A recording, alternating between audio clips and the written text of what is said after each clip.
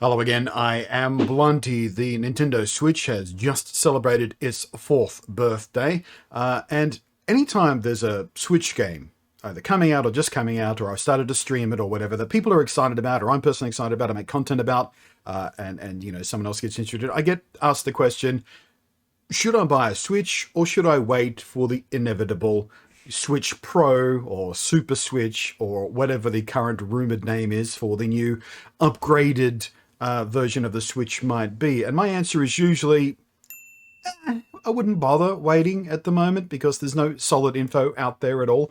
About this time last year, Bloomberg published an article with a report on sort of insider information that Nintendo were working on some sort of Switch Pro, and it was very, very light on details and amounted to nothing more than, stating the obvious. The new Switch was going to be more powerful. It was going to run games better. It was probably going to have a bigger screen, things like that.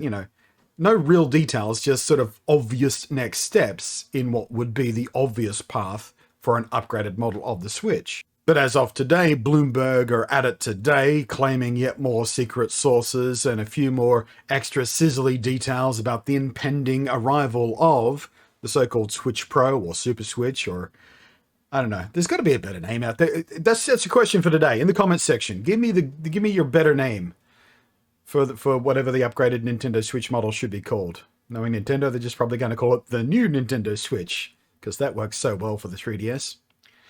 So anyway, to frame this up a little bit before we get into the real details, I'm going to give you a representative question. It's a question I got yesterday, as a matter of fact, as luck would have it, about this exact issue. And I'm going to read you what my response was then versus what my response will be now with the new information, and we'll talk about the new information. So let's start. It's from Sean, Pixel Sean, and he was asking, so I'm very close to buying a Switch, especially after the latest Nintendo Direct. Very excited about Monster Hunter Rise and Miiverse, personally speaking. My concern here is that, really in buying one, then Nintendo saying they'll be releasing a new one. From what I've researched online, there is speculation, but nothing to back up that a new console is on the way. Correct. The Switch is selling very well and has been consistently so, and it would make zero sense to announce a new console when the current one is performing so well. All true. Nintendo don't have a big drive to release a new model right now because the existing model is selling really consistently and really, really well. Still, there's not a lot of hunger out there to boost or revive lagging sales by releasing a new model because the existing model is still selling very, very well on the strength of its software library. He finishes off, I was wondering if anyone had any info on possibly a new console on the way or a Plus version of the Switch. Switch Plus, does that work? I kind of like that. Better than Switch Pro, anyway. Super Switch I kind of like because it harkens back to Super Nintendo. It appeals to the old schooler in me. Anyway, I'll now read you my reply. We've had rumors and leaks about a Switch Pro since before the Switch even launched. 4 years ago. Before we even knew it was called the Switch. And that's true. Back before we knew it was going to be called the Switch, what was the code name? Nitro? No, I think that was the Nitro to 3DS? Whatever the code name was, I forget now. It's been so long ago. 4 years. Who remembers? Whatever it was, even before it had a name, there were rumors about two different versions being developed. One cheaper one and one more expensive one that was going to be more powerful and more capable. Turns out that wasn't the fact. It might have been related to what we eventually got in the revision of the Switch Lite, but that didn't come out at launch. That was a little while later. That said, I continue, Nintendo have always revised portable hardware mid-cycle and always maintained back compatibility, and if we get one this year, it won't be till the holiday season, and trade-in deals are always on the table for midlife revisions anyway, so if there's games you want to be playing on the Nintendo Switch, just get the hardware. Just buy it, basically, was my advice. And that advice pretty much still stands, even in the context of today's quote-unquote new news out from Bloomberg, which I'll get to in just a second. I would still recommend, if there's something out there right now that you want to play, just buy the Switch. Because if by the end of the year we do get a new model, trade-in deals will be available. Second-hand Switches hold their value fairly well.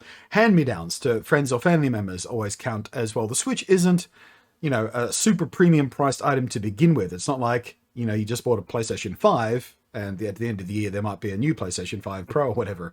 It's not that kind of investment, so it's a little bit easier to justify buying now, getting 9 months minimum of use out of it right now with the games that are out there right now, the 4 years of back library and the new games that are coming out for it this year that are all very exciting, all that kind of stuff, you're still gonna, I don't think you'll hit buyer's remorse, even if in 3 months' time they announce that by the end of the year there'll be a new model. I don't think there'll be much buyer's remorse because you'll have the Switch in hand for all of that time. You'll be playing the games, you'll be enjoying the games. So my advice still stands as, if there's stuff you want to be playing, buy a Switch. Now, as for the details that Bloomberg claim they know about the alleged Switch Pro, or whatever it's going to be called, Nintendo Co. plans to unveil a model of its Switch gaming console equipped with a bigger Samsung OLED display. Again, this isn't necessarily insider knowledge. This is, anyone could have guessed this.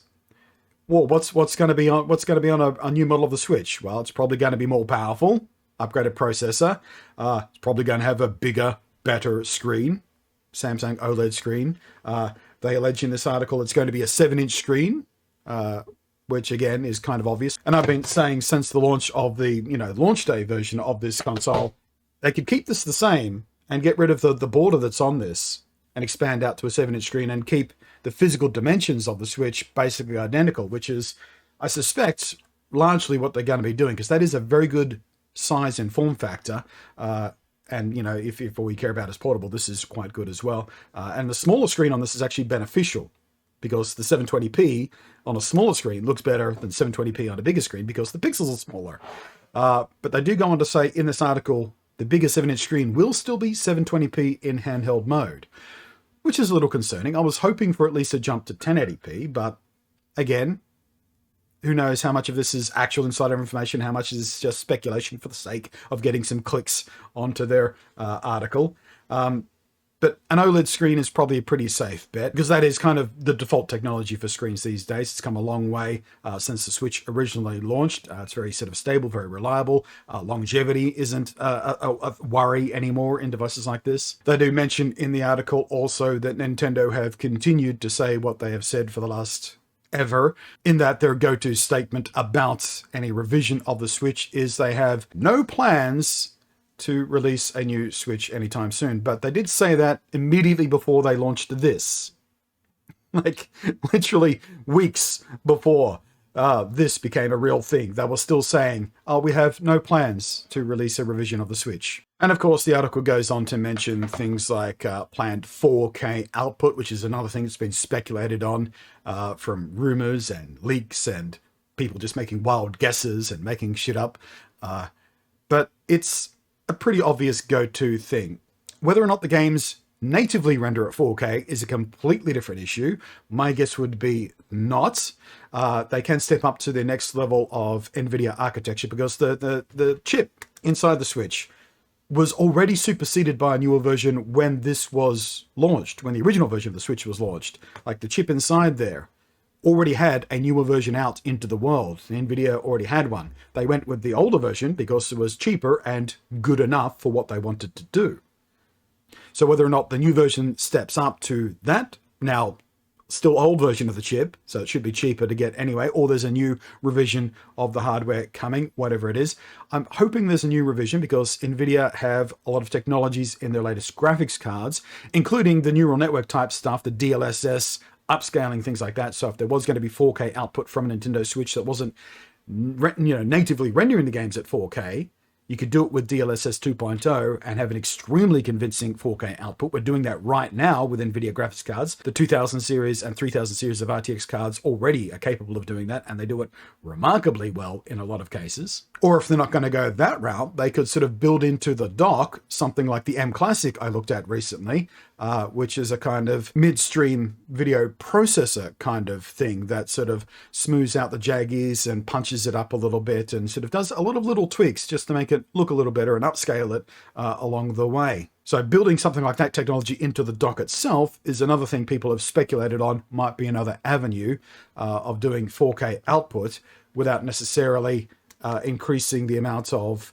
processing power that's required on the device itself, and therefore you're making economies on things like heat output and battery life and things like that.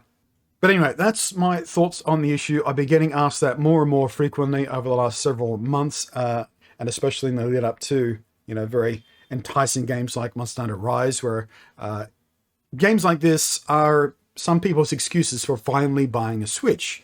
How they haven't found an excuse till now, I don't know, because there are there's several tremendous games that justify owning a Switch. But for some people, you know, Monster Hunter is one of those titles, like Pokemon is for me. Pokemon is always one of those games that has historically meant, you know, been one of the main reasons, sometimes the reason, to own a particular piece of hardware. And for some other people, Monster Hunter is that game. And Monster Hunter Rise, it's, you know, the more we're learning about it as we creep up to launch later this month, the more excited people are getting, because the more enticing it starts to look and the more exciting the game seems. And my hype levels, I'm trying to keep them under control, because you got to watch those hype levels on a new game. Keep it under control as best you can. But yeah, I'm pretty hyped about it. So let me know. What do you think? Are you enticed by a Switch yet? Do you think you should wait? What is your, you know, is Monster Hunter one of those games? Is Miitopia one of those games for you? Let me know how you feel about all this sort of stuff. But I was getting asked frequently enough that I thought it might be time to do another video addressing it directly, so I can just point people to this link instead of explaining it over and over again. Thanks for watching. I'm Blighty, and I will catch you next time. Thank you, as always, of course, to the patrons.